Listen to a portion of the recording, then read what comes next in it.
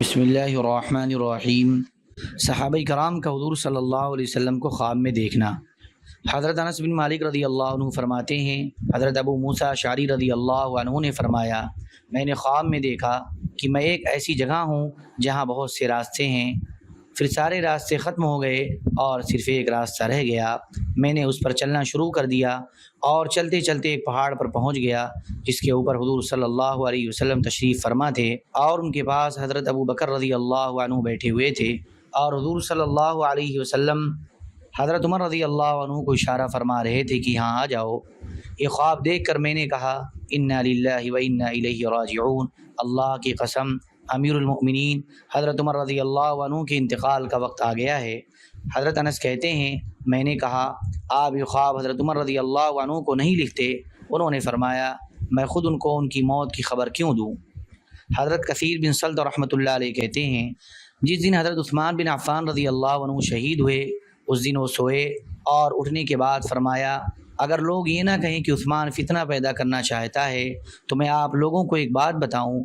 ہم نے کہا، آپ ہمیں بتا دیں، ہم وہ بات نہیں کہیں گے جس کا دوسرے لوگوں سے خطرہ ہے۔ انہوں نے فرمایا، میں نے ابھی خواب میں حضور صلی اللہ علیہ وسلم کو دیکھا، آپ نے مجھ سے فرمایا تم اس جمعہ میں ہمارے پاس پہنچ جاؤ گے۔ ابن سعد کی روایت میں یہ بھی ہے کہ یہی جمعہ کا دن تھا۔ حضرت ابن عمر رضی اللہ عنہما فرماتے ہیں، صبح کے وقت حضرت عثمان رضی اللہ عنہ نے فرمایا، آج رات میں نے نبی کریم صلی اللہ علیہ وسلم کو خواب میں دیکھا ہے۔ حضور نے فرمایا، اے عثمان، ہمارے پاس افطاری کرنا۔ چنانچہ اس دن حضرت عثمان رضی اللہ عنہ نے روزہ رکھا اور اسی دن ان کو شہید کر دیا گیا۔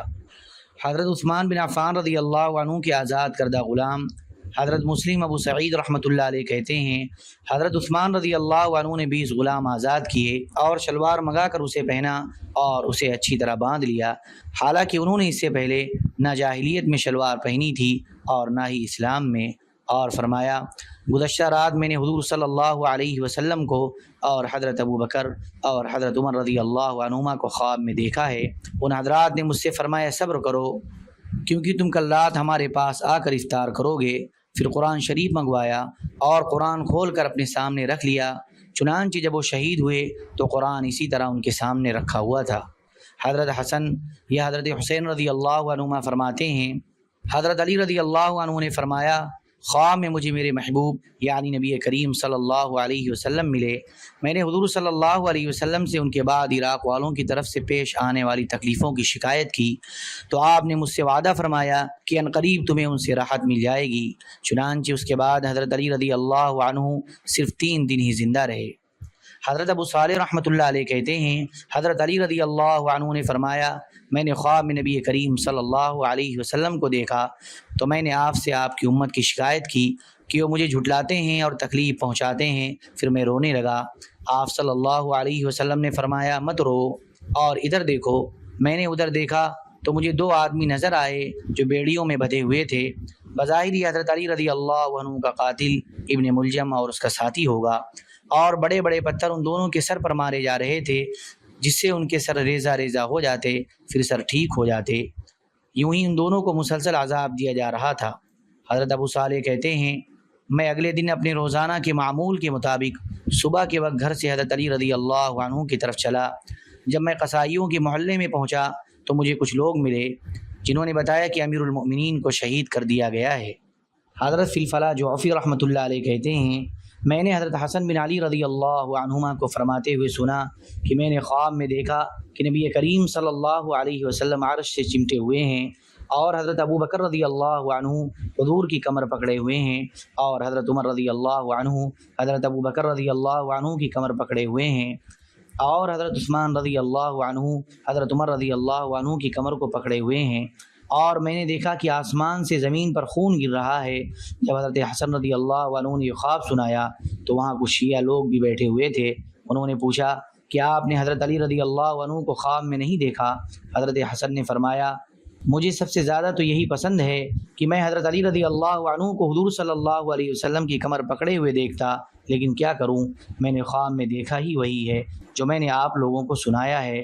آگے اور بھی حدیث ہے۔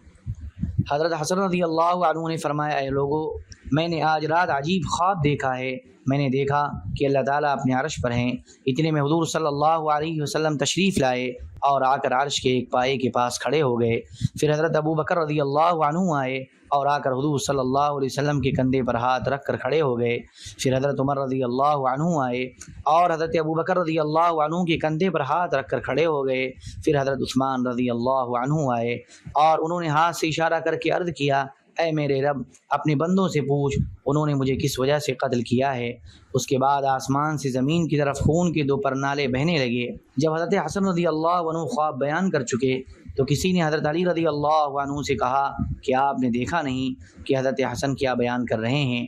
حضرت علی رضی اللہ عنہ نے فرمایا، جو انہوں نے خواب میں دیکھا ہے وہی بیان کر رہے ہیں۔ ایک روایت میں ہے کہ حضرت حسن رضی اللہ عنہ نے فرمایا، اس خواب کو دیکھنے کے بعد اب میں کسی جنگ میں شرکت نہیں کروں گا۔ اس روایت میں یہ بھی ہے کہ حضرت حسن رضی اللہ عنہ نے فرمایا، میں نے دیکھا کہ حضرت عثمان رضی اللہ عنہ نے حضرت عمر رضی اللہ عنہ پر اپنا ہاتھ رکھا ہوا تھا۔ میں نے ان حضرات کے پیچھے بہت سا خون دیکھا۔ میں نے پوچھا، یہ خون کیا ہے؟ کسی نے جواب میں کہا، یہ حضرت عثمان رضی اللہ عنہ کا خون ہے جس کا وہ اللہ سے مطالبہ کر رہے ہیں۔ حضرت ابن عباس رضی اللہ عنہما فرماتے ہیں، میں نے دوپہر کے وقت حضور صلی اللہ علیہ وسلم کو خواب میں دیکھا کہ آپ کے بال بکھرے ہوئے ہیں اور آپ پر گرد و غبار پڑا ہوا ہے اور آپ کے ہاتھ میں ایک شیشی ہے۔ میں نے پوچھا، یہ شیشی کیسی؟ آپ نے فرمایا، اس میں حسین اور اس کے ساتھیوں کا خون ہے جسے میں صبح سے جمع کر رہا ہوں۔ پھر ہم نے دیکھا تو واقعی حضرت حسین رضی اللہ عنہ اسی دن شہید ہوئے تھے۔ ابن عبد البر کی روایت میں یہ بھی ہے کہ آپ صلی اللہ علیہ وسلم کے ہاتھ میں ایک شیشی ہے جس میں خون ہے۔ صحابہ کرام رضی اللہ عنہم کا ایک دوسرے کو خواب میں دیکھنا۔ حضرت عباس بن عبد المطلب رضی اللہ عنہ فرماتے ہیں، میں حضرت عمر بن خطاب رضی اللہ عنہ کا پڑوسی تھا۔ میں نے ان سے بہتر کبھی کوئی آدمی نہیں دیکھا۔ رات بھر نماز پڑھتے اور دن بھر روزہ رکھتے اور لوگوں کے کاموں میں لگے رہتے۔ جب ان کا انتقال ہوا تو میں نے اللہ سے دعا کی کہ وہ مجھے خواب میں حضرت عمر رضی اللہ عنہ کی زیارت کرا دے۔ چنانچہ میں نے انہیں خواب میں دیکھا کہ وہ کندھے پر چادر ڈالے ہوئے مدینہ کے بازار سے آ رہے ہیں۔ میں نے انہیں سلام کیا، انہوں نے میرے سلام کا جواب دیا۔ میں نے پوچھا، کیا حال ہے؟ فرمایا، خیریت ہے۔ پھر میں نے پوچھا، آپ نے کیا پایا؟ فرمایا، اب حساب سے فارغ ہوا ہوں۔ اگر میں رحم کرنے والے رب کو نہ پاتا تو میرا وقار گر جاتا۔ حضرت عباس رضی اللہ عنہ فرماتے ہیں، حضرت عمر رضی اللہ عنہ میرے بڑے گہرے دوست تھے۔ جب ان کا انتقال ہوا تو میں سال بھر اللہ سے دعا کرتا رہا کہ اللہ تعالیٰ خواب میں حضرت عمر رضی اللہ عنہ کی زیارت کرا دے۔ آخری سال گزرنے کے بعد میں نے انہیں خواب میں دیکھا کہ وہ اپنی پیشانی سے پسینہ پوچھ رہے ہیں۔ میں نے کہا، اے امیر المؤمنین، آپ کے رب نے آپ کے ساتھ کیا معاملہ کیا؟ انہوں نے کہا، اب میں حساب سے فارغ ہوا ہوں۔ اگر میرا رب شفقت اور مہربانی کا معاملہ نہ کرتا تو میری عزت اور وقار سب گر جاتا۔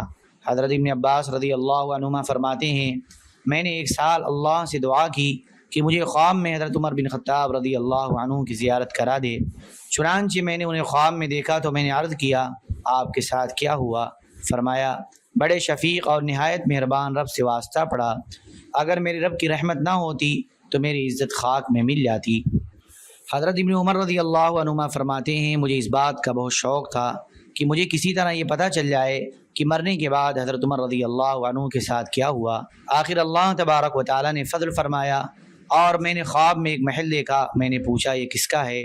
لوگوں نے بتایا کہ حضرت عمر بن خطاب رضی اللہ عنہ کا ہے۔ اتنے میں حضرت عمر رضی اللہ عنہ محل سے باہر تشریف لائے۔ انہوں نے چادر اوڑھی ہوئی تھی، ایسے لگ رہا تھا کہ ابھی غسل کر کے آ رہے ہوں۔ میں نے پوچھا، آپ کے ساتھ کیسا معاملہ ہوا؟ فرمایا، اچھا معاملہ ہوا، اگر میرا رب بخشنے والا نہ ہوتا تو میری عزت خاک میں مل جاتی۔ پھر حضرت عمر رضی اللہ عنہ نے پوچھا، آپ لوگوں سے جدا ہوئے مجھے کتنا عرصہ ہو گیا ہے؟ میں نے کہا، 12 سال۔ فرمایا، اب میں حساب سے چھوٹا ہوں۔ حضرت سالم بن عبداللہ رحمۃ اللہ علیہ کہتے ہیں، میں نے ایک انصاری صحابی کو کہتے ہوئے سنا کہ میں نے اللہ سے دعا کی کہ مجھے خواب میں حضرت عمر رضی اللہ عنہ کی زیارت کرا دے۔ میں نے 10 سال کے بعد انہیں خواب میں دیکھا کہ پیشانی سے پسینہ پہنچ رہے ہیں۔ میں نے عرض کیا، اے امیر المؤمنین، آپ کا کیا بنا؟ فرمایا، اب میں حساب سے فارغ ہوا ہوں، اگر میرے رب کی مہربانی نہ ہوتی تو میں ہلاک ہو جاتا۔ حضرت عبد الرحمن بن عوف رضی اللہ عنہ فرماتے ہیں، حج سے واپسی پر میں مکہ اور مدینہ کے درمیان سقیہ مقام پر سو رہا تھا میں نے خواب میں حضرت عمر رضی اللہ عنہ کو دیکھا کہ چلتے ہوئے میرے پاس آئے اور میری بیوی حضرت ام کلثوم بنت عقبہ رضی اللہ عنہا میرے پہلو میں سو رہی تھی۔ حضرت عمر رضی اللہ عنہ نے آ کر اسے پاؤں سے ہلا کر جگایا، پھر وہ پیٹ پھیر کر چل دیے۔ لوگ ان کی تلاش میں چل پڑے۔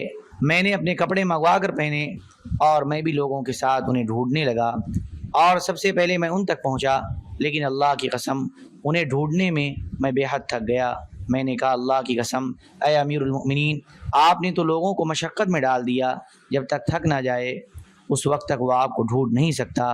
اللہ کی قسم جب میں اچھی طرح تھک گیا تب آپ رضی اللہ عنہ مجھے ملے۔ انہوں نے فرمایا میرے خیال میں تو کوئی خاص تیز نہیں چلا، یہاں تک تو خواب ہے۔ اس کے بعد حضرت عبد الرحمن رضی اللہ عنہ فرماتے ہیں اس ذات کی قسم جس کے قبضے میں عبد الرحمن کی جان ہے، یہ حضرت عمر رضی اللہ عنہ کا سب سے آگے نکل جانا ان کے اعمال کی وجہ سے ہے۔ حضرت عبداللہ بن سلام رضی اللہ عنہ فرماتے ہیں حضرت سلمان رضی اللہ عنہ نے مجھ سے کہا اے میرے بھائی، ہم دونوں میں سے جو پہلے مر جائے وہ اس بات کی کوشش کرے کہ جو ساتھی دنیا میں رہ گیا ہے وہ جانے والا اسے خواب میں نظر آئے۔ میں نے کہا کیا ایسے ہو سکتا ہے؟ حضرت سلمان نے کہا ہاں، کیونکہ مومن کی روح آزاد رہتی ہے، زمین پر جہاں چاہے چلی جاتی ہے، اور کافر کی روح قید میں ہوتی ہے۔ چنانچہ حضرت سلمان کا پہلے انتقال ہو گیا۔ ایک دن دوپہر کو میں اپنی چارپائی پر سونے کے لیے لیٹا، ابھی مجھے ہلکی سی نیند آئی تھی کہ ایک دم خواب میں حضرت سلمان رضی اللہ عنہ آ گئے۔ انہوں نے کہا السلام علیکم ورحمۃ اللہ۔ میں نے کہا اے ابو عبداللہ السلام علیکم ورحمۃ اللہ، آپ کو کیسا ٹھکانہ ملا؟ فرمایا بہت عمدہ، اور توکل کو لازم پکڑے رہنا کیونکہ توکل بہت عمدہ چیز ہے۔ توکل کو لازم پکڑے رہنا کیونکہ توکل بہت عمدہ چیز ہے۔ توکل کو لازم پکڑے رہنا کیونکہ توکل بہت عمدہ چیز ہے۔ ابو نعیم کی روایت میں اس طرح ہے کہ پھر حضرت سلمان رضی اللہ عنہ کا پہلے انتقال ہو گیا تو حضرت عبداللہ بن سلام رضی اللہ عنہ نے انہیں خواب میں دیکھا۔ ان سے پوچھا اے ابو عبداللہ آپ کا کیا حال ہے؟ حضرت سلمان نے کہا خیریت ہے۔ حضرت عبداللہ رضی اللہ عنہ نے پوچھا آپ نے کون سے عمل کو سب سے افضل پایا؟ حضرت سلمان رضی اللہ عنہ نے فرمایا میں نے توکل کو عجیب چیز پایا۔ حضرت عوف بن مالک رضی اللہ عنہ فرماتے ہیں میں نے خواب میں کھال کا خیمہ اور سبز چراگاہ دیکھی، اور خیمے کے ارد گرد بکریاں بیٹھی ہوئی دیکھی جو جوالی کر رہی تھیں، اور میگنی کی جگہ اجوا کھجور نکل رہی تھی۔ میں نے پوچھا یہ خیمہ کس کا ہے؟ کسی نے بتایا حضرت عبد الرحمن بن عوف رضی اللہ عنہ کا ہے۔ چنانچہ ہم لوگوں نے کچھ دیر انتظار کیا، پھر حضرت عبد الرحمن رضی اللہ عنہ خیمہ سے باہر تشریف لائے اور فرمایا یہ سب کچھ ہم کو اللہ نے قرآن کی وجہ سے دیا ہے، لیکن اگر تم اس گھاٹی سے پرلی طرف جھانکو تو تمہیں ایسی نعمتیں نظر آئیں گی جنہیں تمہاری آنکھوں نے کبھی دیکھا نہیں اور تمہارے کان نے کبھی سنا نہیں، اور جن کا خیال بھی تمہارے دل میں نہیں آیا ہوگا۔ یہ نعمتیں اللہ نے حضرت ابو درداء رضی اللہ عنہ کے لیے تیار کی ہیں، کیونکہ وہ دونوں ہاتھوں اور سینے سے دنیا کو دھکے دیا کرتے تھے، بڑے زاہد تھے۔ امام واقدی کے استاد حضرات فرماتے ہیں حضرت عبداللہ بن عمرو بن حرام رضی اللہ عنہ نے فرمایا میں نے جنگ احد سے پہلے خواب میں حضرت مبشر بن عبد المنذر رضی اللہ عنہ کو دیکھا کہ وہ مجھ سے کہہ رہے ہیں تم چند دنوں میں ہمارے پاس آنے والے ہو۔ میں نے پوچھا آپ کہاں ہیں؟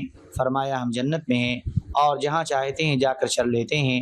میں نے کہا کیا آپ جنگ بدر کے دن قتل نہیں ہوئے تھے؟ فرمایا ہاں قتل تو ہوا تھا لیکن پھر زندہ ہو گیا۔ میں نے جا کر یہ خواب حضور اقدس صلی اللہ علیہ وسلم کی خدمت میں عرض کیا تو فرمایا اے ابو جابر اس خواب کی تعبیر یہ ہے کہ تمہیں جنگ احد میں شہادت کا درجہ ملے گا۔ اللهم صل على سيدنا وحبيبنا ومحبوبنا ومولانا محمد وبارك وسلم سبحان ربك رب العزة عما يصفون وسلام على المرسلين والحمد لله رب العالمين۔